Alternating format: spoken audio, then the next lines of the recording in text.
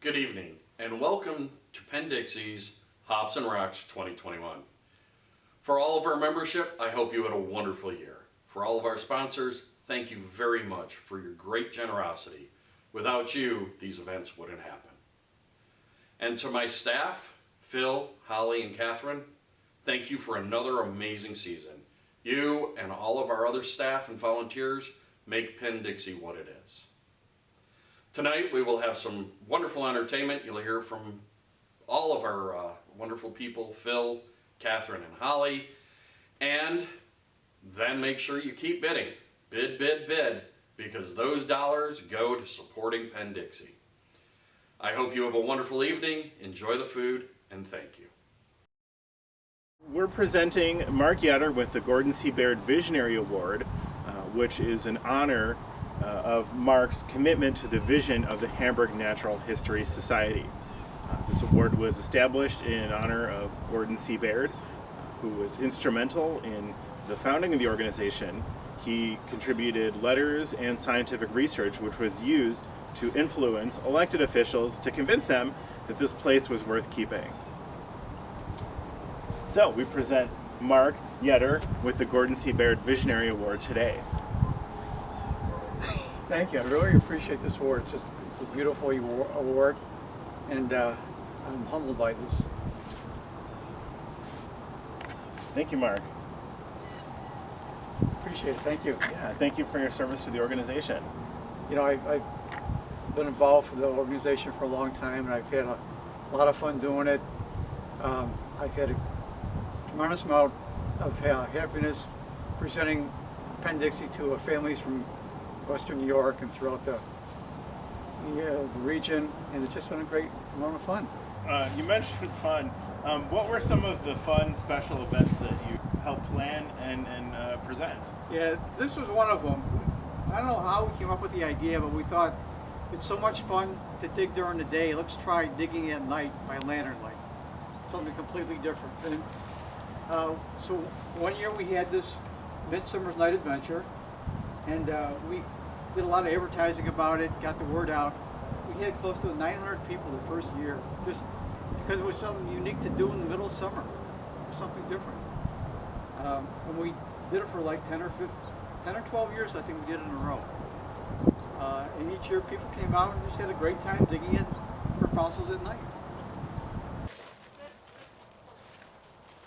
I just finished my 5th season, and the organization, the Penn Dixie that I came into 5 years ago, is, to my understanding, a lot different than the early years.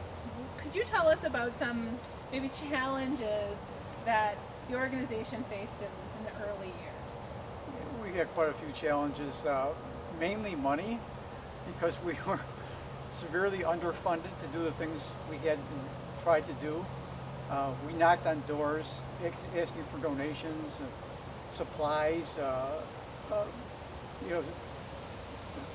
things to help build the site up a little bit, but it was just mainly door to door. We did a little bit of advertising to get people out.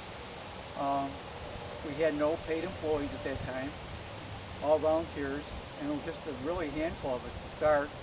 And eventually over the years, more and more people came on board, and some people left, some people came on board, and we just tried to continue what we were doing. But the main problem was funding for the things that we wanted to do. Okay. I can imagine starting a small nonprofit is quite the challenge.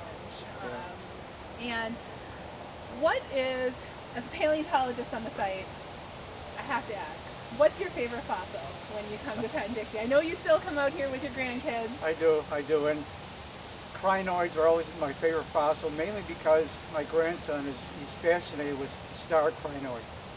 And every time we come out, he has to be the first one to find the star crinoid. It's kind of like a little game we play.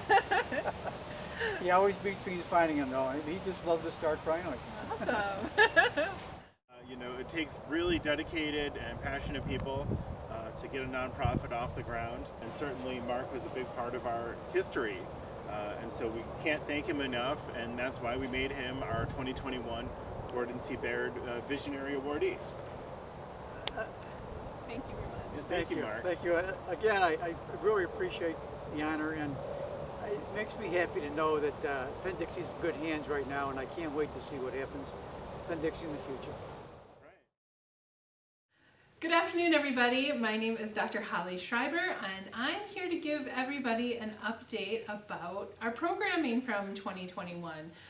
First of all, thank you all for visiting the season and your support over the year. We had a busy season. We had the return of some programs on site, specifically the fossil hunting for beginners and astronomy programs. We also had the return of Dig with the Experts. We had to hold it at a little bit different time of the year. This year it was held at the end of August, and it went very, very well. A little hot, but we had a lot of happy fossil hunters on site. We also had the return of school field trips this fall, which was great to have students out on the site again, learning about fossils. We also offered this year, as a thank you to our healthcare heroes, free tours for healthcare workers.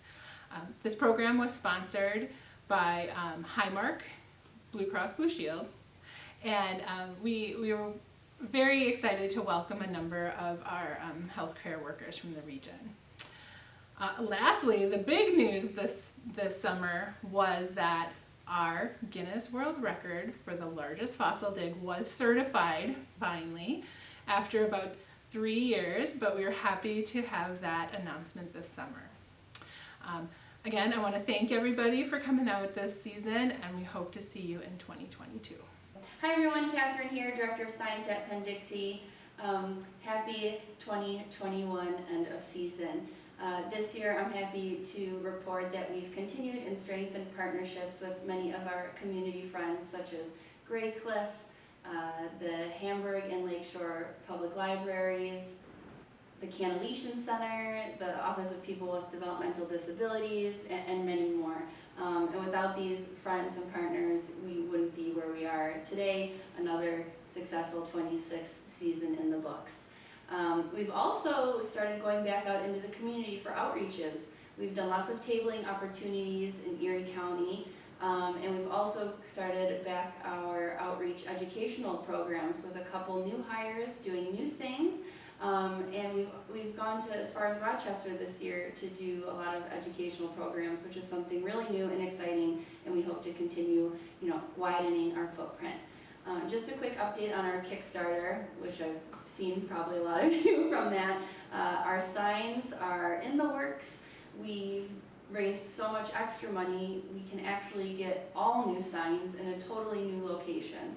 So we're a little bit behind schedule on that, but it's going to be even bigger and better than we hoped and planned for, which is really cool, and you'll be able to check that out on site next spring. I'm sure I'll see you guys soon. Thanks so much for everything, and enjoy your hops and rocks. Hi, I'm Kimberly Meehan from the University of Buffalo, Department of Geology. Thank you, Phil, for asking me to do this quick little video of what we do with microfossils at the University of Buffalo. One of the things I think we need to cover right off the bat is what is a microfossil. Those who are interested in Penn Dixie are very familiar with the crinoids and the trilobites and the brachiopods and all those wonderful, really cool things that you could see with your eye that you find at the nature preserve. And those are most certainly wonderful. I love them myself. But one thing that I've just inadvertently stumbled upon while conducting some experiments to dissolve shales was a plethora of microscopic fossils that had previously gone unreported, mostly because of their ridiculously diminutive size. So we're talking about the vast majority of them either single-celled organisms living in a test, either like a carbonate test or a siliceous test, foraminifera, benthic foraminifera, and also palynomorphs, some of them being non-pollen polymorphs, like reproductive organs from freshwater algae. I'm finding red algae and all sorts of other cool things. And Penn Dixie and those beds of Penn Dixie are right in the heart of where I'm working these days in the Appalachian Basin. So, this is my son Ned. He's helping me make this video. I hope you enjoy a quick, super quick little tour of some of our spaces at UB and some of the images of the really, truly exciting microfossils we've been finding lately. So back at the lab, after collecting rock samples, we bring them back into the lab where we get ready to macerate them. These are limestones. They're going to be a little problematic to digest, but we'll put some in here. We'll crush it coarsely with a mortar and pestle. We'll add a quaternary surfactant, which this is the strongest one that you can get in the US legally, where they'll sit anywhere between 4 to 17 days on average. I have to fix that number on there, but they start out with a lot of rock bits in there. Eventually, after enough time, and that really depends on how hard the rocks are, we will bring them over to this location where they'll eventually be wet sieved. And you can hear the difference. No rock parts in there, and it's all muddy. That's exactly what we want to sieve. After we wet sieve, we let them dry, either under the hood or not under the hood. I prefer the hood because it goes just a smidgen faster. And each one of those nested sieves has a different size sediment set in them. It's a little hard to say because they are so microscopic, but if you could see those little white bits in that 63 micron mesh, those are foraminifera. Hi, welcome to the Rock Prep Lab. This is where we have some of the more heavy machinery. I have a couple of rocks here. This is from the North Evans. It does have a lot of fossils in it. We could see it right off the hand. To cut up our rocks, safety first. Supposed to tie back all your hair. That includes beards. Roll up your sleeves. Mine are half sleeves, so I'm pretty good. This is a wet saw.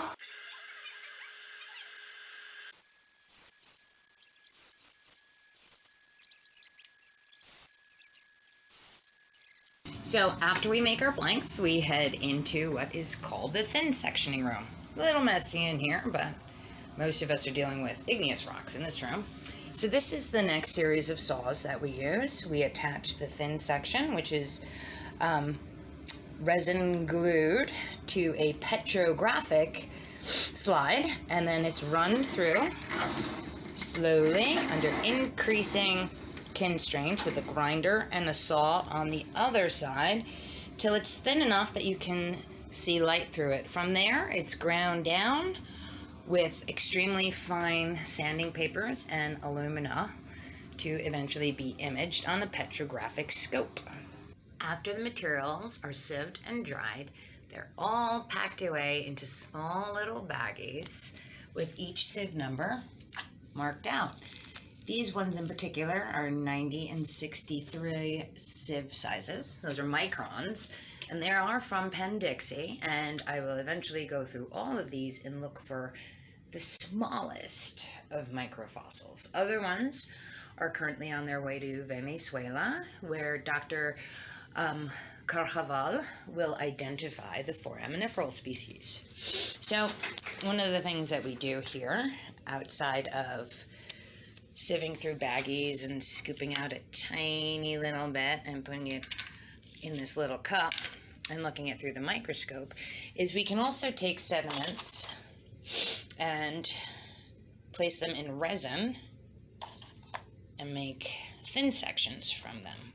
This is one way to approach just looking exclusively at the sizes you want to, or you can make true thin sections. So this is a really inexpensive digital camera where we document some of the first things that we're finding. Main question is, what are we finding? Well, you're going to get a rundown at the end of this video. Sometimes if we find something nice enough, we'll place it on carbon paper. We'll coat it in gold or carbon, depending on what we're planning to do with it. And we'll take it to the South Campus, where we'll put it in a scanning electron microscope.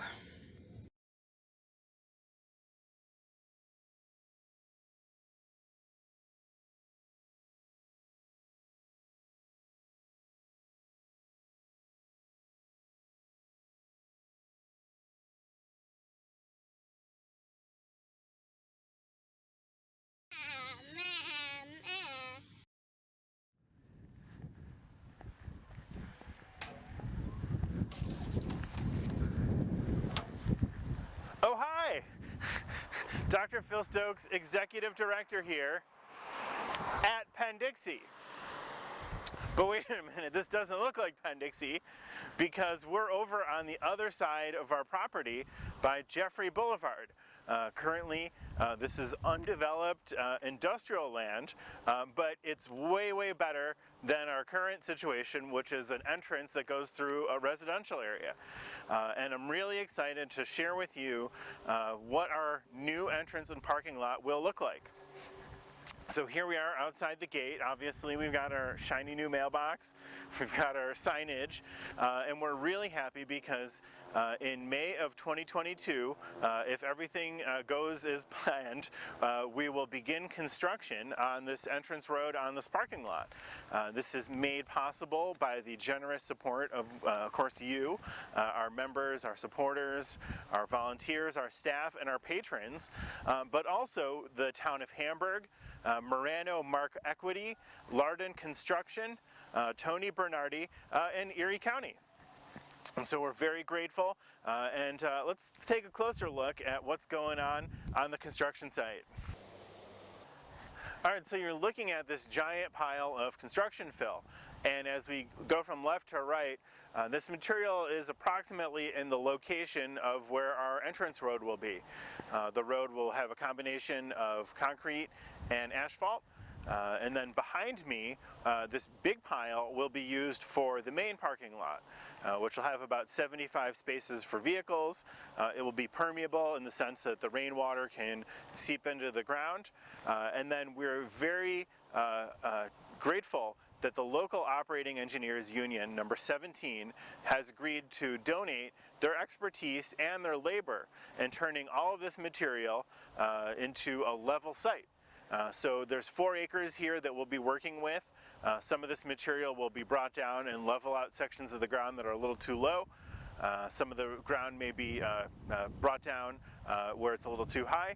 And the idea is that we want to create a parking lot that is well drained, that doesn't flood, vehicles won't get stuck, and then anytime there is a storm event, that water will be run off to the proper sewers and not onto our neighbor's land. So there's been a lot of planning that's gone into this. We've been working on the project for over a year, and we're really excited that we should be breaking ground in 2022. So we're over here on the east side of our construction project. People have asked a lot of questions like how long is it going to take, when's it going to be done? And really, you know, once we've got the engineering and the permitting out of the way, which did take quite a while, now we've got the construction of the lot itself. That's one part of the project. Once the lot's done, we're going to do the paving and make sure that's all set. We need to install signage. Then we need to connect the new area to the old area, so we've got to make some connections with our nature trails, making sure everything's accessible. And then we also need to put over a storage solution. So we'll have a concrete pad, we'll be bringing in a storage container, and then we need to construct a pavilion so we can welcome our visitors over on this new side of the property.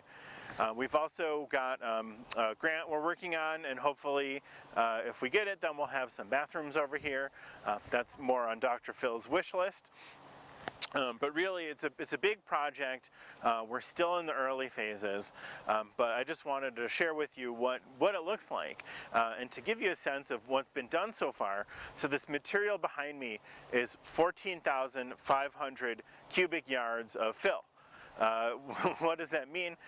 Over 200 dump trucks brought this stuff here during the summer, and it's, you know, if you get a chance to, you know, if you want to see it, let me know, shoot me a line. I'll be happy to take you out here for a tour. If you can't make it or you don't want to, it's totally understandable. It's kind of muddy, but here's a sense of perspective. So I'm down here at ground level, and up there is Dr. Holly Schreiber, our Director of Education, for scale. So there's a lot of material here. There's going to be a lot of moving going around in the spring, and we're really excited again for the operating engineers who are donating their time and their expertise. We can't thank them enough. And I can't thank you enough for your support. All right, so we're now on top of the giant pile of construction fill. I wanted to show you the view from up here because, first of all, this view will probably never exist again once everything starts. But really, it's a great perspective on our current site, which is behind me. You can see probably our education pavilion in brown. You can see our trails, which are paved. We're going to need to make the connections directly behind me here, so there's going to be some earth moving going on. And really, this is a great opportunity if you want to come out. Just shoot me an email, I'll take you up here.